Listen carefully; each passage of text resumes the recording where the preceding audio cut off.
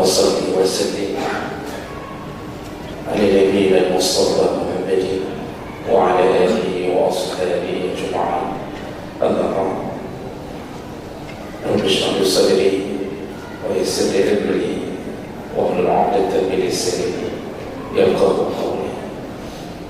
Segala puji bagi Allah, kemudian salawat dan salam kepada Rasulullah, pada keluarga dan seluruh sahabat-sahabatnya.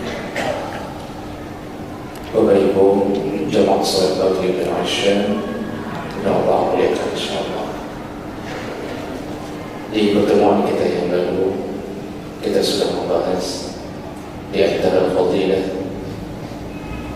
menjadi umat Muhammad sallallahu alaihi wasallam, yaitu ketika dosa, ketika sesuatu terbersih di dalam hati, maka tidak semuanya dicatat menjadi dosa. Dan itu berbeda dengan kaum-kaum terdahulu. Kita sambung berikutnya, fadilah berikutnya menjadi umat dari seorang Nabi yang bernama Muhammad sallallahu alaihi wasallam, yaitu umat Muhammad dilipat gandakan pahala kebaikannya oleh Allah SWT. Kita ini hidup di antara pahala dan dosa. Walaupun penentu nasib kita adalah ridha. Rasulullah SAW yang mengatakan tentang keridhaan Allah yang menentukan nasib kita di akhirat antara surga dan neraka. Namun salah satu yang menjadi pemancing munculnya ridha Allah adalah ketika kita berbuat amal saleh dan berlomba-lomba untuk mendapatkan pahala. Pahala ini sifatnya abstrak, tidak nampak di mata, tidak bisa disentuh, tetapi ada di dalam celengan. Dan itu akan diberikan Allah ketika datangnya hari akhir nanti. Kenapa Allah tidak berikan saja di dunia? Karena hidup di dunia memang tempat ujian dan bala. Dan di dunia, seandainya kita pun mendapat ujian dan bala, kita bisa saling tolong-menolong sesama kita untuk meringankan musibah. Tapi di akhirat tidak ada pertolongan kecuali dari Allah Subhanahu wa taala. Dan disitulah Allah keluarkan celengan pahala kita untuk menolong, meringankan dan melepaskan kita dari kesusahan hidup di akhirat. Karena pahala ini kita butuhkan. Maka salah satu kemurahan Allah, yaitu ketika umat Muhammad diberi pahala yang berlipat ganda, yang tidak pernah diberikan untuk umat-umat sebelumnya. Kita sedikit berbuat, tapi pahala melimpah ruah. Sedikit berbuat, pahala subhanallah. Betul-betul Allah menyayangi kita. Allah Subhanahu wa taala menyebutkan dalam surat Al-An'am ayat 160, "Man jaa'a bil hasanati falahu 'asyru amsalha." Barang siapa yang mendatangkan satu hasanah, satu kebaikan, dalam tanda kutip dari umat Muhammad, maka Allah akan balas bukan dengan satu kebaikan, tapi Allah balas dengan 10 kali lipat. Jadi hitungannya paling minimal 10 kali lipat setiap kebaikan. Itu minimal. Nanti maksimal disebutkan dalam hadis bisa sampai 700 kali lipat atau suka-suka Allah. Dan yang lebih dahsyat lagi kasih sayang Allah pada kita, ketika kita mendatangkan satu keburukan, wa man jaa bis sayyi'ah, barang siapa yang mendatangkan satu keburukan, fala yujzal illa mislaha. Allah tidak akan lipatkan dosanya, tapi Allah hanya catat seperti bentuk dosa tersebut. Jadi kalau yang berzina, ia dapat 1 dosa zina. Berzina dengan 10 orang, maka dapat dosa 10 zina. Tidak dikali lipat, tidak dikali 10. Tapi kalau berbuat baik, dikali 10. Dan itu hanya untuk umat Muhammad. Jadi sebenarnya Allah sedang membuka pintu surga selebar-lebarnya dan menutup pintu neraka sesempit-sempitnya agar jangan masuk.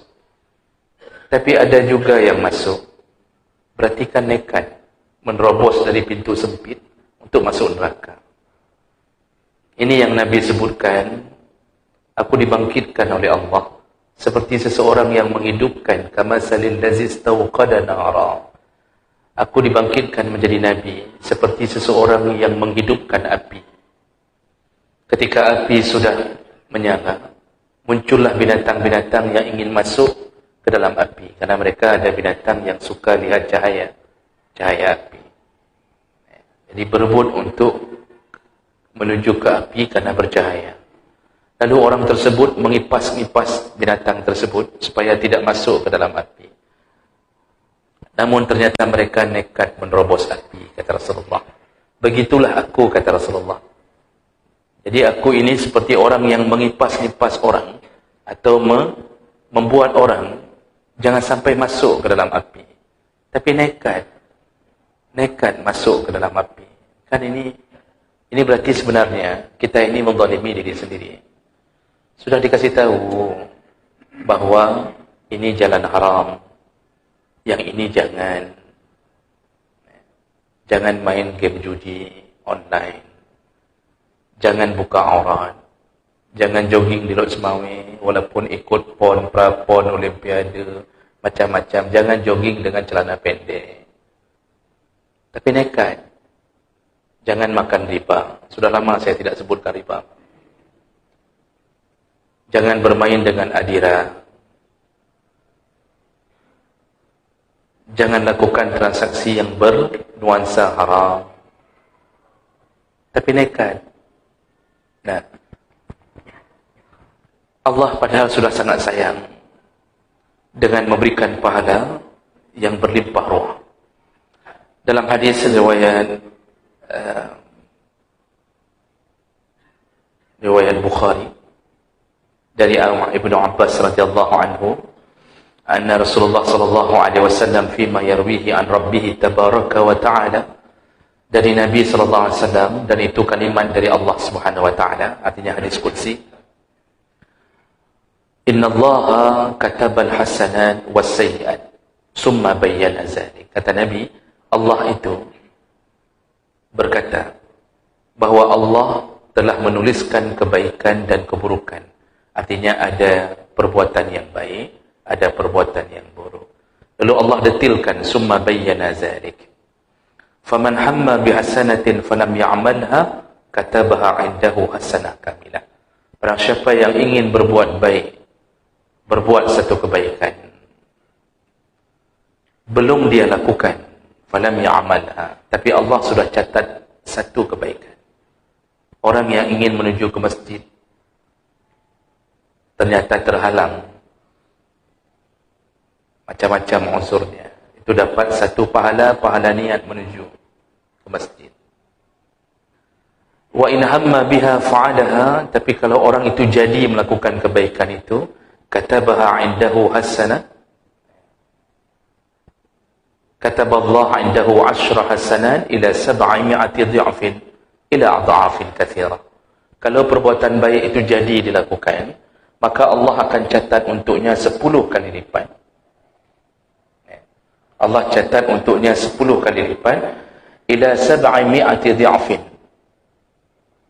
dan bisa mencapai 700 kali lipat. Atau ila dha'afin katsirah, atau Allah bisa lipat gandakan sesuka-suka Allah. Jadi baru ingin berbuat baik satu pahala, baru ingin, tidak terjadi, dia sudah dapat pahala. Tapi itu bukan settingan. Karena ada orang yang berusaha mendapatkan satu pahala dengan sengaja berniat berbuat baik, tapi nggak jadi-jadi. Sudah 10 tahun dia berniat menuju ke masjid, tidak pernah nampak di masjid. Innallaha alimun bizatis sudur. Allah tahu apa yang ada di dalam hati. Jadi ini murni tertahan karena uzur. Tapi kalau sudah terbiasa berjamaah, lalu keinginannya pada hari itu berjamaah tertahan oleh sakit perutnya, tertahan oleh hujan, oleh macam-macam kecelakaan, dan akhirnya tidak bisa berjamaah, bahkan sampai dirawat di rumah sakit berhari-hari. Seluruh salatnya di atas kasurnya dicatat pahala jamaah. Kalau mereka yang sudah istiqamah berbuat baik sebelum itu. Kita sering sedekah, tapi hari itu tiba-tiba kita tidak bisa bersedekah karena mungkin belum keluar gaji kita atau tertahan oleh sesuatu.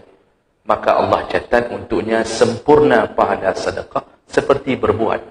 Jadi bukan lagi pahala niat, seperti berbuat.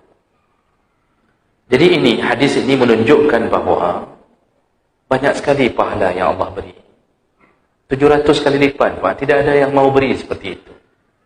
Kita buat baik di kantor kita, sampai lembur, kita nggak pulang-pulang, jaga kantor. Nggak ada bos yang menaikkan gaji kita mencapai 10 kali lipat. Jangankan 700 kali lipat, 10 kali lipat pun tidak. Yang banyak tidak digaji. Kalau tidak digaji, banyak. Tapi yang mengkali lipatkan jarang. 2 kali lipat pun tak sampai.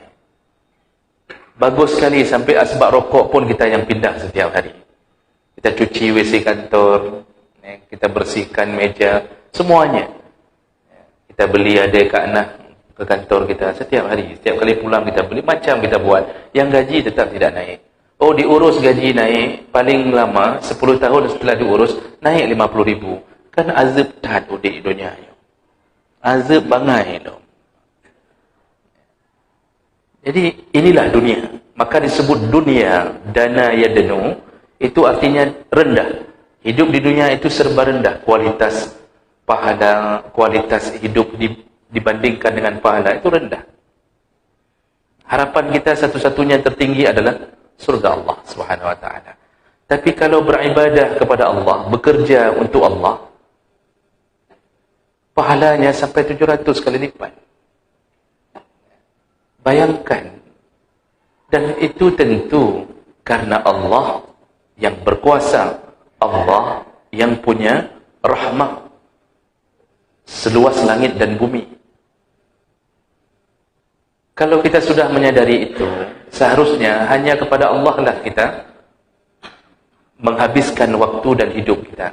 Makanya Nabi mengatakan, Allah mengatakan, "Wa ma khalaqtul jinna wal insa illa liya'budun."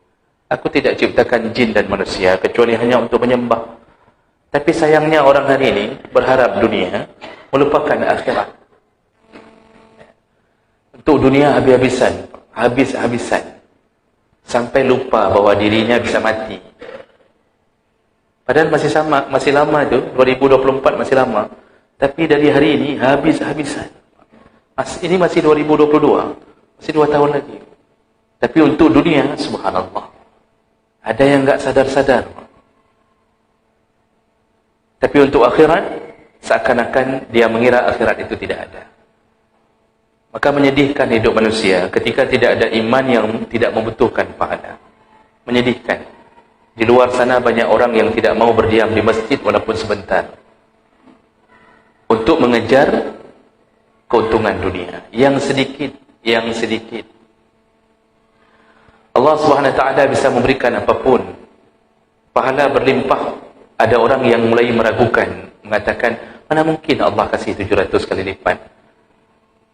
Padahal Allah sudah mengatakan, Allah kalau sudah janji tidak mungkin mengingkari. Oh, enggak percaya dengan 700 kali lipat. Nantilah kalau sudah mati, coba lihat. Ada tidak 700 kali lipat. Masalahnya sekarang enggak bisa dibuktikan dengan logika. Karena itu iman. Kalau mau tahu, tanya sama orang yang sudah mati. Bangkitkan orang yang sudah mati, tanya, benarkah engkau melihat pahalamu? Benarkah Allah balas di alam barzahmu? Allah tidak akan langgar janji. Jemaah mereka Allah, umat-umat terdahulu Yahudi dan Nasrani tidak diberikan seperti ini oleh Allah. Mereka berpahala tapi tidak sehebat pahala umat Muhammad. Dan ini tercantum dalam hadis. dalam hadis riwayat Bukhari Muslim, Rasulullah sallallahu alaihi wasallam itu pernah memperumpamakan kehidupan pahala untuk Yahudi, Nasrani dan untuk umat Muhammad. Rasulullah berkata, "Innama masalukum wal yahuda wan nasara." Perbandingan kalian wahai umatku, maksudnya dia mengatakan ke sahabatnya, perbandingan kalian wahai umatku dengan orang-orang Yahudi dan Nasrani, karajulin ista'mala ummalan, seperti seseorang mempekerjakan seorang untuk bekerja. Jadi dia mengambil seseorang untuk dipekerjakan. Faqal, lalu dia berkata, artinya bosnya berkata, "Man ya'mal li ila nisfin nahar ala qirat." Siapa yang mau bekerja untukku dari mulai pagi sampai menjelang siang, akan kuberikan 1 qirat. Satu pekerjaan 1 qirat, kata si pemilik uang. Yang mau bekerja denganku, kuberikan 1 qirat. Fa'amilat al-Yahudi ada qirat. Begitulah orang-orang Yahudi mendapatkan pahala dari Allah 1 qirat di atas 1 pekerjaan. Sedekah dapat pahala sedekah. Salat dapat pahala salat. 1 qirat, 1 qirat. Summa amilat an-nasara ala qirat, kata Rasulullah. Begitu juga Nasrani. Sama dengan pekerja tadi. Disuruh kerja, dia cuma dapat 1 qirat di atas 1 pekerjaan. Summa antumul ladzina ta'maduna min salatil asr ila magharibis syam. Dan kalian, kata Nabi, kalian wahai umatku, kalian cuma bekerja dari mulai salat asar sampai maghrib. Jadi ketika ditawarkan pekerjaan itu kepada umat Muhammad, yaitu kebaikan, berbuat kebaikan, kalian itu seperti orang yang beramal hanya di antara salat asar dan salat maghrib. Ada kiratain. Tapi kalian diberi pahala 2 kirat. 1 pekerjaan 2 kirat. 1 pekerjaan 2 kirat. Faghatibat al-Yahud wan Nasara. Nah, orang Yahudi dan Nasrani marah. Artinya Rasulullah mengatakan, ketika orang Yahudi dan Nasrani mengetahui pahala untuk umat Muhammad, ini kiasan, Pak. Bukan kejadian sebenarnya bahwa Yahudi dan Nasrani marah, karena mereka tidak mengetahui kehidupan kita. Kita mengetahui kehidupan mereka. Bukan Nasrani hari ini, bukan Yahudi hari ini. Jadi umat Muhammad ini mengetahui kehidupan sejarahnya Yahudi dan Nasrani. Nasrani dan Yahudi yang dulu, yang benar-benar Yahud dan Nasara, itu tidak tahu apa yang diberikan untuk kita. Rasulullah mengandaikan, kalau kejadiannya begitu, yang kerja dari pagi sampai siang dapat 1 kirat di atas 1 pekerjaan. Tapi yang kerja dari asar sampai maghrib, 1 pekerjaan 2 kirat, 1 pekerjaan 2 kirat. Lalu marahlah Yahudi dan Nasrani. Dan lalu mereka berkata, wa qalu nahnu aktsaru amalan wa aqallu ata'an. Ya Allah, kenapa kami kerja banyak tapi sedikit hadiahnya? Kerja banyak tapi hadiahnya sedikit, pahalanya sedikit. Dan itu berbanding terbalik dengan umat Muhammad. Kerja sedikit, pahala banyak. Qal, lalu Allah berkata, ini Nabi mengatakan cerita tentang komplain Yahudi Nasrani. Kalau dia komplain ke Allah, Allah akan jawab. Kata Allah, hal zalamtukum min haqqikum syai'a? Apakah aku menzalimi hak kalian? Kata Allah kepada kaum Yahudi dan Nasrani, apakah aku menzalimi hak kalian? Maksudnya, kan kalian kuberi juga 1 kirat. Kan kalian dapat juga pahala 1 kirat. Apakah aku tidak memberikan kalian pahala? Kuzalimikah kalian? Allah menjawab komplain mereka. Qalu la. Yahudi dan Nasrani menjawab, tidak ya Allah. Maksudnya mereka mengakui Allah enggak menzalimi, tetap kasih pahala. Namun pahalanya 1 kirat untuk mereka setiap di atas 1 pekerjaan. Mereka terpaksa menjawab, tidak, Allah tidak menzalimi kami. Faqal, lalu Allah berkata, fazalika fadli utihi man asya. Begitulah kalau aku ingin memberikan kelebihan kepada siapa yang aku suka. Ternyata pilihan Allah kepada umat Muhammad. Diberikan pahala, pekerjaan sedikit, pahala banyak. Ini pandangan Allah, perhatian Allah. Benar-benar Allah mudahkan urusan kita untuk masuk surga melalui pahala. Padahal ribuan tahun Yahudi beramal, bisa hanya tercapai dengan satu malam Lailatul Qadar. Seorang beramal 1000 tahun, kita cukup berdiam diri satu malam, dapat Lailatul Qadar, pahalanya seperti orang beramal 1000 malam. Dan ini banyak sekali yang Allah beri. Kalau orang menyadari ini, sungguh dia tidak akan pernah mengingkari Allah, berkhianat pada Allah. Karena dia tahu Allah tunggu sayang pada umat Muhammad, sayang sekali. Dan ini tidak ada di masa sebelum Nabi Muhammad, itu tidak sampai begitu celengan yang dibuat oleh Allah untuk kita.